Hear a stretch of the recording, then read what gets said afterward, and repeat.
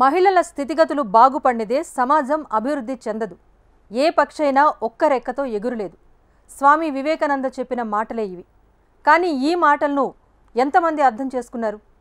ఇన్నేళ్ల స్వతంత్ర భారతంలో ఈ ప్రశ్నకు సమాధానం చెప్పలేని పరిస్థితి. ఎందుకంటే దేశంలో అన్నీ మారుతున్నాయి. మహిళల పట్ల ఆలోచన ధోరణి తప్ప. కోల్కతాలో జూనియర్ డాక్టర్ హత్యాచార ఘటన ఇదే విషయాన్ని చెబుతోంది. దేశమంతా స్వతంత్ర దినోత్సవ వేడుకల్లో ఉన్న వేళ రీక్లైమ్ ది నైట్ పేరుతో మహిళలు స్వాతంత్ర్యం కోసం పోరాడారు అంటే ఇన్నేళ్లలో మనం సాధించిందేంటి? అందుకే ఎర్రకోట సాక్షిగా మహిళలపై జరుగుతున్న అఘాయిత్యాలపై గొంతు విప్పారు ప్రధాని. మహిళలపై అకృత్యాలకు పాల్పడే ఆలోచనే రాకుండా నేరస్తులకు మాస్ వార్నింగ్ ఇచ్చారు. కానీ హెచ్చరికలతో క్రిమినల్స్ ఆలోచనలు మారుతాయా? శిక్షలను కఠినతరం చేయాల్సిన అవసరం ఉందంటారా లేదా? ఓవైపు వైభవంగా 78వ స్వాతంత్ర్య దినోత్సవ వేడుకలు, మరోవైపు కోల్కతాలో జరిగిన అమానుషంపై నిరసనలు.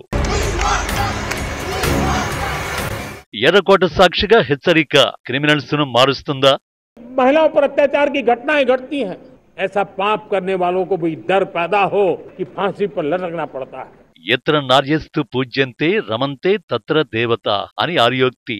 దీనికి అర్థం ఎక్కడ స్త్రీలు పూజలందుకుంటారో అక్కడ దేవతలు కొలువై ఉంటారు అని. కానీ దేవతగా కొలవలసిన స్త్రీమూర్తిపై అత్యాచార సంస్కృతి నేటి పరిస్థితుల్లో ఆందోళన కలిగిస్తోంది. సమాజ నిర్మాణంలో సగభాగమైన స్త్రీ సమానత్వమే మన ప్రగతికి మూలం. సమాజంలో మహిళలు ఆత్మగౌరవంతో స్వశక్తితో తమ ఆర్థిక అవసరాల్ని తామే తీర్చుకోగలిగే నిరంతర జీవనాధార అవకాశాలు తామే స్వయంగా నిర్మించుకోగలిగే ఉన్నత స్థితికి చేరుకుని స్త్రీ శక్తి ఏంటో ప్రపంచానికి తెలియచెబుతున్నారు. విద్య, వైద్యం, వ్యాపారాలు, రాజకీయాలు, క్రీడలు, బ్యాంకింగ్, అంతరిక్షం, టెక్నాలజీ ఇలా ప్రతి రంగంలోనూ రాణిస్తున్నారు.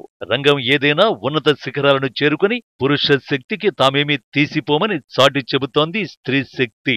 తాము ఇంటికే పరిమితం కాదంటూ పురుషులకు ధీటుగా విజయాలు సాధిస్తున్నారు. కానీ ఎంత సాధిస్తే ఏం లాభం? నేటికి చీకటి పడిన తర్వాత గడప దాటాలంటే భయపడే పరిస్థితులే ఉన్నాయి. ఇన్నేళ్ల స్వతంత్ర దేశంలో మహిళలపై దారుణ అఘాయిత్యాలకు అంతు లేకుండా పోతోంది. వీటిని నియంత్రించేందుకు ఎంతటి కఠిన చట్టాలను తీసుకొచ్చినా నిర్వీర్యమైపోతున్నాయి అనడానికి సాక్ష్యమే కోల్కతాలో జూనియర్ డాక్టర్పై జరిగిన ఘోరం.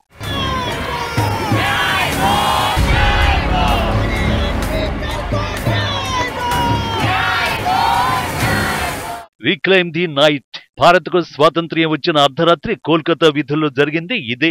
అర్ధరాత్రి మహిళల స్వాతంత్ర్యం కోసం అంటూ రాత్రి 11 గంటల 55 నిమిషాలకు పెద్ద ఎత్తున మహిళలు నిరసనలు చేశారు. ఒక కోల్కతాలోనే కాదు, దేశ రాజధాని ఢిల్లీలోనూ మహిళలు రోడ్డెక్కారు. మహిళలు మళ్లీ రాత్రి వేళల్లో ధైర్యంగా తిరగగలగాలి అంటూ ర్యాలీలు చేశారు. 2012లో ఢిల్లీ నిర్భయ ఘటనలోనూ ఈ విధంగానే రీక్లైమ్ ది నైట్ నిరసనలు నిర్వహించారు. అప్పటికీ ఇప్పటికీ ఏం మారింది? అప్పుడు ఢిల్లీ, ఇప్పుడు కోల్కతా. అంతే తప్ప మహిళలు అర్ధరాత్రి స్వేచ్ఛగా తిరిగే పరిస్థితి అయితే వచ్చిందని చెప్పలేని పరిస్థితుల్లోనే ఉన్నాం మనం. అందుకే మహిళా లోకం రీక్లైమ్ ది నైట్ అంటూ గర్జిస్తోంది. కోల్కతా ఇన్సిడెంట్ విషయానికే వస్తే, పోస్ట్ గ్రాడ్యుయేషన్ సెకండ్ ఇయర్ చదువుతున్న జూనియర్ డాక్టర్ ఈ నెల 8న రాత్రి విధుల్లో ఉన్నారు. తెల్లారి ఆసుపత్రి సెమినార్ హాలులో అర్ధనగ్న స్థితిలో ఆమె మృతదేహం కనిపించింది. ఈ కేసులో పోలీసు వాలంటీర్ అయిన నిందితుడు సంజయ్ రాయ్ని పోలీసులు అరెస్ట్ చేశారు. అయితే ఆమె మృతదేహానికి పోస్ట్ మార్టం నిర్వహించగా షాకింగ్ సమాచారం వెలుగులోకి వచ్చింది. ప్రైవేట్ పార్ట్స్ తో పాటు కళ్ళు, నోటి నుంచి బ్లీడింగ్ అయిందని, ముఖం, గోళ్లపై గాయాలతో పాటు కడుపు, ఎడమ కాలు, మెడ, కుడి చెయ్యి, పెదవులు, చేతివేళ్లపై గాయాలు ఉన్నట్లు నివేదికలో వెల్లడైంది. అత్యంత పాశవికంగా ఆమెపై దాడి చేసి అఘాయిత్యానికి పాల్పడినట్లు డాక్టర్లు తెలిపారు. మరోవైపు జూనియర్ డాక్టర్పై గ్యాంగ్ రేప్ జరిగిందన్న అనుమానాలు యావత్ దేశాన్ని షాక్ కు గురి చేస్తున్నాయి. ఆమె శరీరంలో దాదాపు 150 మిల్లీగ్రాముల వీర్యం ఉన్నట్లుగా పోస్ట్ మార్టం పేర్కొంది. దీని ప్రకారం చూస్తే ఆమెను ఒకరు కాకుండా గ్యాంగ్ రేప్ చేసి ఉంటారన్న సందేహాలు వ్యక్తమవుతున్నాయి. ఇదే విషయాన్ని బాధితురాలి తల్లిదండ్రులు కోర్టులో వేసిన కేసులో ప్రస్తావించినట్లుగా జాతీయ మీడియా కథనాలు చెబుతున్నాయి. ఒకరికంటే ఎక్కువ మంది అత్యాచారం చేయడంతో పాటు ఆధారాలు దొరకకుండా ఉండేందుకు హత్య చేసి ఉంటారని అనుమానిస్తున్నారు. పోస్ట్ మార్టం రిపోర్టు వచ్చిన తర్వాత ఈ కేసును మరింత సీరియస్ గా తీసుకోవలసిన అవసరాన్ని ఇందులోని వివరాలు స్పష్టం చేస్తున్నాయి. ఇంత క్రూరంగా హింసించిన వారు ఎవరైనా సరే కఠినంగా శిక్షించాల్సిన అవసరం ఉంది. యావత్ దేశం అడుగుతోంది కూడా అదే. కానీ హత్యాచారం తర్వాత జరిగిన పరిణామాలు నిందితుల్ని కాపాడే ప్రయత్నాలు జరుగుతున్నాయనే అనుమానాలకు కారణమవుతున్నాయి. డాక్టర్ మృతదేహాన్ని కనుగొన్న సెమినార్ గదికి సమీపంలో పునరుద్ధరణ పనులు ప్రారంభించడము దీదీ సర్కారుపై అనుమానాలకు కారణమైంది. సరిగ్గా ఇలాంటి సమయంలోనే ఎర్రకోట సాక్షిగా ప్రధాని కీలక వ్యాఖ్యలు చేశారు. हमारी माताओं, बहनों, बेटियों के प्रति जो अत्याचार हो रहे हैं, उसके प्रति देश का आक्रोश है, जन सामान्य का आक्रोश है. इस आक्रोश को मैं महसूस कर रहा हूं.